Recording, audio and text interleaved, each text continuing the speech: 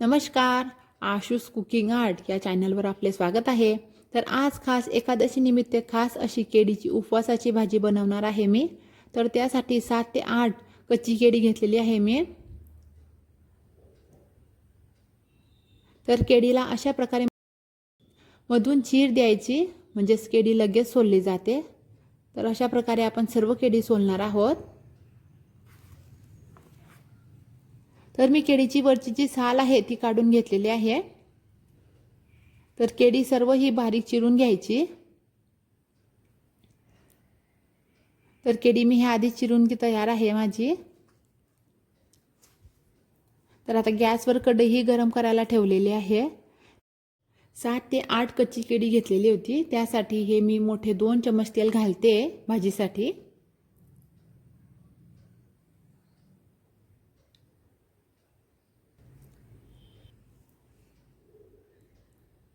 तेल हे तापलेलं आहे। आता त्यात 1 चम्मच जिरे घातले आणि 8 ते 10 हिरवी मिरची। इथे तुम्ही लाल तिखटचाही वापर करू शकता।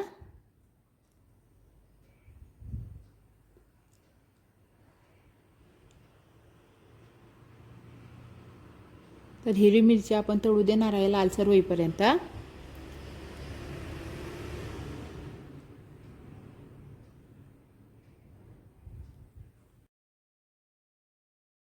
तर आता त्यात चिरलेली केळी टाकून देऊया। मी पूर्णपणे बारीक अशी चिरलेली होती केळी। आता हे सर्व एकत्रित करून घेते मी।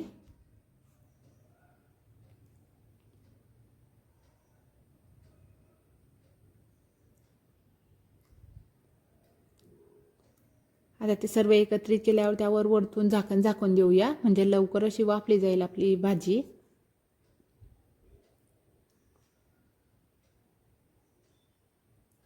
झाकण ठेवलेलं आहे मी। भाजी वाफली जाईल एका बाजूला ठेवून देऊया, तोपर्यंत आपण एका बाजूला मी शेंगदाणे भाजून घेणार आहे। तर मी इथे 1 वाटी शेंगदाणे घेतलेले आहे, तुम्ही कमी जास्त घेऊ शकता।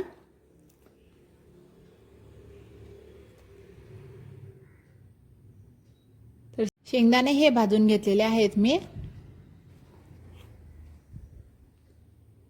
तर भाजी ही मधून हलवत राहायची, ज्यामुळे ते खाली लागत नाही। मग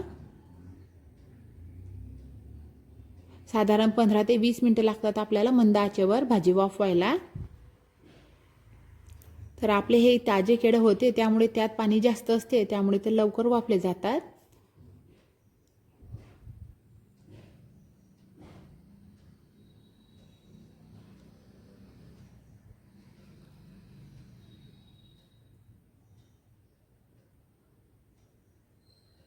त्यात 1 चम्मच मीठ टाकते मी। वाफवताना मीठ घातले म्हणजे मिठाला पाणी सुटते व सर्व सारखं असं मीठ भाजीला लागते। मग मीठ हे आपण आपल्या अंदाजानुसार घालायचे।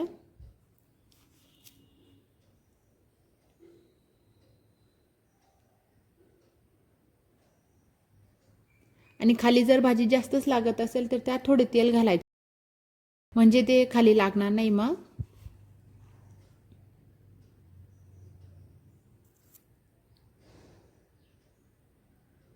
तोपर्यंत शेंगदाण्याचा कुट्टा करून घेते मी। कुट्टा करताना त्यात अर्धा चम्मच जिरे घालते, त्याने मस्त अशी चव येते। मी शेंगदाण्याची साल काढली नव्हती, आपल्याला वाटलं तर आपण शेंगदाण्याची साल काढू शकतो। तर बघू शकतो आपण भाजी ही छान अशी वाफली गेलेली आहे। आता त्यात आता आपण कुट्टा टाकून देणार आहे। तर कुट्टा हा टाकलेला आहे आणि ते सर्व आता एकत्रित करून घ्यायचे।